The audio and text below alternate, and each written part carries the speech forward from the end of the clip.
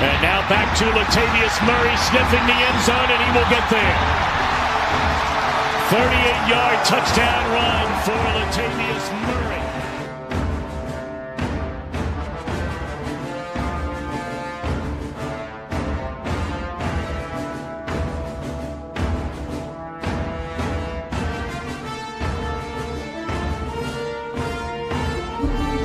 Hello, let's go. It's your man, Flip Mozzie. Thank you for spending 15 minutes with me today. We're here in Week 8, a massive game smack dab in the middle of the season. The 5-1 New Orleans Saints make the journey north to face our 4-2-1 Minnesota Vikings. The stories leading up to this game, there's a little bit of everything, and we can't expect anything Sunday night. We're here to talk about what makes New Orleans great, what our Vikings need to do to beat them. But first, let's take a look back at the week that was.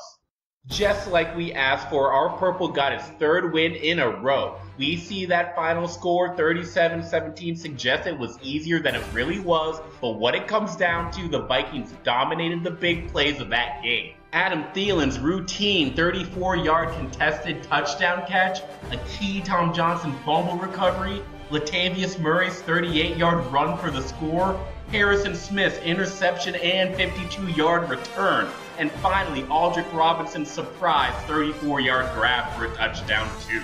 All that combined with a stifling 13% third down conversion rate allowed. That's enough for a solid road victory. The defense gave Sam Darnold hell. He crumbled into a 40% completion rate, 3 interceptions. Darnold's receivers didn't help with a bunch of drops. Chris Herndon, their tight end that we talked about last week, he was the only Jet that really looked the part with 57% success rate, 2 touchdowns on 4 catches. Their run game, Isaiah Crowell, did nothing. It was a bad day for the Jets, and they were sloppy. The Vikings won simply by playing with better fundamentals. But let's not get too far ahead of ourselves. 37 points won't fool us. That was a bad day offensively. We can't get too excited about Tay's touchdown runs when he did nothing outside of them. Even including the big runs, Latavius only had 69 yards, 27% success rate. Yes, Tay was as efficient as Sam Darnold. Was Kirk Cousins better? Slightly, mainly because he avoided the turnovers. Outside of his touchdown strikes, the day from Kirk puzzled us. Weird throws, stupid decisions, don't even get me started on that backwards pass, 34% success rate. This was the worst game of the season for the Vikings offense. Worse than Buffalo when you isolate from turnover. Of course, there's always a ray of light with Minnesota, and his name is Adam Thielen. Adam caught all but one of his 10 targets, had a 50% first down rate, 110 total yards. It's just ridiculous. The routine, the 7th episode, it makes us want us to take him for granted. We shouldn't. We definitely should not. Adam Thielen, you are our MVP.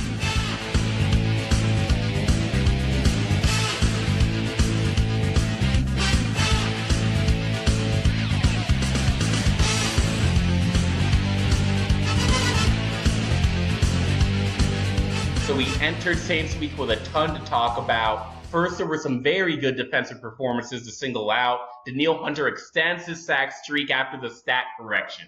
Trey Waynes played lights out. Stephen Weatherly had another solid performance. Unfortunately, that's paired with some more injury news. Anthony Barr and Xavier Rhodes are both dinged up. Barr won't be able to go Sunday night. Xavier Rhodes is questionable, but we have to prepare for the worst. Above all that, our man, Everson Griffen, the sack daddy, has re-entered the building with smiles abound. We're not sure exactly what we're going to be getting from Griffen his first game back. It's great to have him on the sidelines, great to have him in the huddles, take over those pregame speeches. I feel like Kirk might be running out of material. But I got a sneaking suspicion we'll see the Everson of old. Any return to form makes the Vikings defensive line a deep and terrifying unit. Griffen, Joseph, Richardson, Hunter, Weatherly, Tom and Jaleel Johnson, Jalen Holmes, Tashawn Bauer. Can't even dress all of Andre Patterson's studs on game day. Offense has some dings too. Dalvin Cook. On the offensive line, of course, I mean by now, honestly, doesn't even faze me. Our Vikings have been dealing with offensive line injuries for 3 years now. This time, Tom Compton nurses a knee with a sprained MCL. Sounds painful and he won't play. Fingers crossed that Riley Reiff will be able to go on game day, re-enter the fray after 3 weeks off. He's been healing that foot, but it doesn't look good as Storm Norton just got activated from the practice squad. So that gives us an offensive line of Hill, Isadora, Elflein, Remmers, and O'Neal. Just like they planned in the preseason, right? In all honesty, it's a mediocre group. They're a Tom Compton and Riley Reiff away from their best starting five. That alone is somewhat encouraging near the midpoint of the season, 2 weeks from the bye. Outside of Compton, Dalvin Cook, and Reiff, the offense is healthy, primed, and ready for the next big game. And there's no excuses in the NFL, especially on our offense. To have so many batted balls, Kirk, we're looking at you. That's not okay, so fix it. 5 drives started in Jets territory last week. Minnesota gained 36 yards and scored 9 points on those drives. That's almost impossible. You gotta try to be so bad. Step it up, John DeFilippo.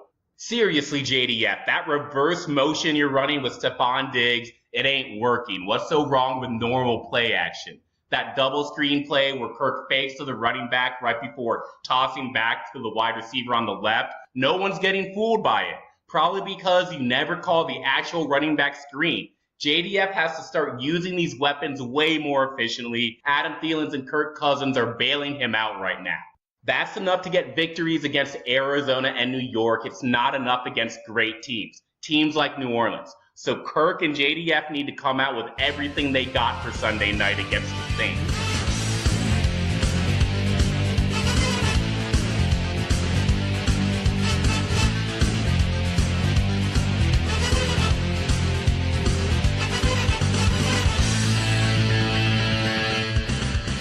I can't help but think that they just must hate it up here. Drew Brees and the Saints coming back up to Minnesota. Our purple-handed New Orleans, their first and last losses of 2018, both occurring at US Bank Stadium. Now, since that game happened just 9 months ago, there's a little bit of extra spice to this one. But we're most interested in all the players returning for another chapter. Drew Brees, who threw for almost 300 yards and 3 touchdowns, he comes back. He hasn't thrown an interception since that game. Adam Thielen, 6 acrobatic clutch grabs. Now he's the NFL's best receiver, going for a historical record.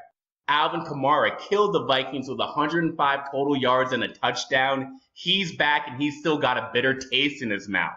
Latavius Murray, who had 19 carries and a touchdown, is again the man in Minnesota's backfield. Michael Thomas led New Orleans in receiving last January, added 2 touchdowns. He's still his quarterback's favorite target. And the miracle man himself, Stefon Diggs, 137 yards in the clinching score. Is there more magic in those sticky hands? Playmakers worth watching everywhere all played big roles in the NFC divisional round, and they'll dominate the broadcast Sunday night. Of course, there are some newcomers, none more important than Kirk Daniel Cousins. His presence alone could make him the X factor in the contest, for better or for worse. Make no doubt about it, these types of games are why Rick Spielman paid Kirk Cousins $84 million guaranteed bills. Fans expect him to go out and win these tough games. We can't have last week's Kirk. We need the Kirk that showed up against the LA Rams. We need Kirk to play like he did the last time he faced New Orleans. 68% completion, 10 yards per attempt. 3 touchdowns, no interceptions. And we need it for more reasons than we're playing a familiar rival. You see, it's simple math. Minnesota's 5th in the conference right now. Rams are 1st. New Orleans is 2nd. Games against these teams gave our Vikings a direct path to home field advantage. But they had to and have to win those games. A loss to New Orleans, even this early on in the season, removes any real chance of a first-round bye in the playoffs. Hard to think they could get one without the tiebreaker against either of the top 2 seeds, especially when trailing both by 2 games. On the other hand, winning this game keeps everything wide open and within grasp. The Vikings would move up in the conference standings, keep their division lead for at least 1 more week, while the Saints would fall from grace. It'd be the Rams and everyone else. Smart NFC fans will be cheering for the Vikings in primetime. That's why this game is important. Prove their new quarterback is worth the money. Prove that everyone in the conference still has to deal with the Northerners in that loud and rowdy Agro-Crag Stadium.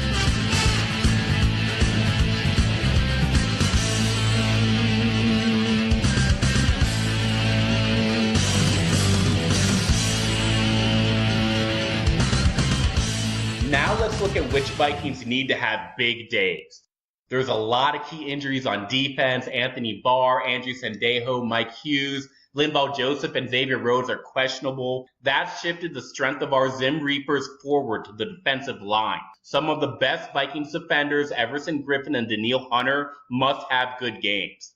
They'll be going against elite talent. Teron Armstead and Ryan Ramczyk are the best tackle duo in the NFL. The two of them held the Ravens to 0 pressures from the edge.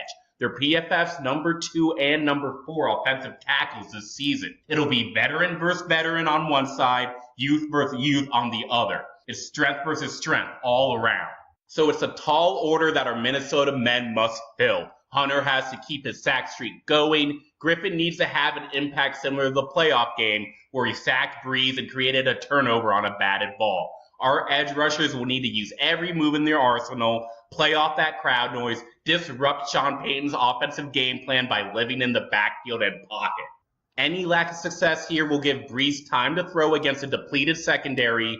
We know how that goes. But offense should draw most of our pregame scrutiny, mainly because Minnesota will have to score to keep up, prove they can live in a shootout. Can't expect to win this game if they don't put up at least 24, more likely 28 points. That's why Stefon Diggs needs to threaten against Marshawn Lattimore on the outside all day. A lot of Stefon's touches have been manufactured lately. He has the lowest yards per reception of his career so far. It's time for Diggs to threaten deep. Be one of the main figures in an aggressive air attack. And Laquan Treadwell, he's got to factor in too. It's been a really solid year for Laquan, already his best as a professional. He'll probably see a lot of Eli Apple. New Orleans just traded for the former New York Giant. Patrick Robinson is out for the year. Ken Crowley is struggling, and the Saints defense is giving up a lot of passing touchdowns, almost 2 per game. So this trade makes sense for them, but Treadwell can still find space and give Cousins another reliable target. I don't think Kyle Rudolph plays a big role on Sunday. The Saints have been very good at defending tight ends. Treadwell will need to be that third guy. Finally, Minnesota needs to continue to maximize what they get out of their playmakers. Against receivers, New Orleans is 31st in success rate allowed, 32nd in yards per attempt. Against running backs, they're 30th in success rate allowed. I don't care whether it's CJ Ham or Mike Boone or Rock Thomas. One of our scat backs must step up to gain yards underneath. JDF must start using these guys in the passing game. If the Vikings don't continue to expand their offense, they won't put up the points needed to win Sunday night. So those are the X factors in Week 8. Danielle Hunter, Everson Griffen, Stefon Diggs, Laquan Treadwell, and Mike Boone. We need all 5 to go above and beyond their current production.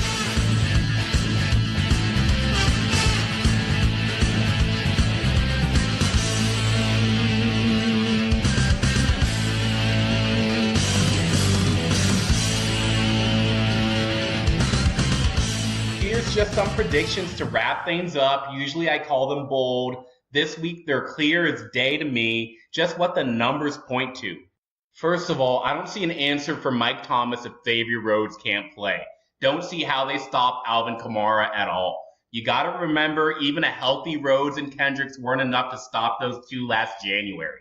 Michael Thomas has a ridiculous 76% success rate this year. Kamara isn't that far behind, and the Vikings are last in the league, giving up 9.6 yards per pass to running backs. Both of Bree's main targets have plus matchups. I wouldn't be surprised if they broke 200 yards combined. That's why it's so important that the Vikings pressure Breeze with their defensive line. And we'll learn a lot about Brian O'Neill when he goes up against Cameron Jordan. I don't have this as a key matchup just because Jordan has as many Pro Bowls as O'Neill has starts. He's going to get a sack, QB hit, tackle for loss. If O'Neill can limit him to that, though, it's a win for many. Luckily, we like the matchup when our purple has the ball. The Saints have a great run defense, but this isn't 2009. Minnesota's main man is a receiver. Adam Thielen won't see a defensive back who can cover him on Sunday. He's going to have a big day at home, not even a coming out party, a celebration for our MVP. Expect Thielen to take over this game, 150 yards, expect the Saints to have no answers. I'm not going to lie, y'all, those last 2 games were boring. Yeah, they were nice wins, it was cool to go against some easier opponents, regain our feet a little bit, but games like this is what we're here for. Big games, under the lights in the best stadium in the NFL, what promises to be a shootout. Get up for games like these. Y'all are nervous, nibbling your nails because our Vikings might not win. Enough of that. These are the games that we'll remember in 2019. Games against great opponents with high stakes. A potent 5-1 team wants revenge in our house? Just bring it.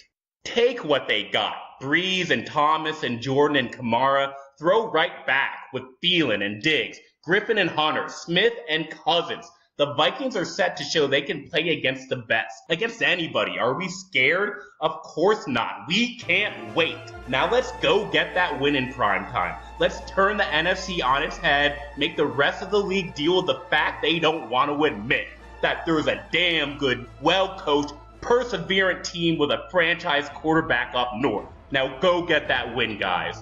Skol Vikes.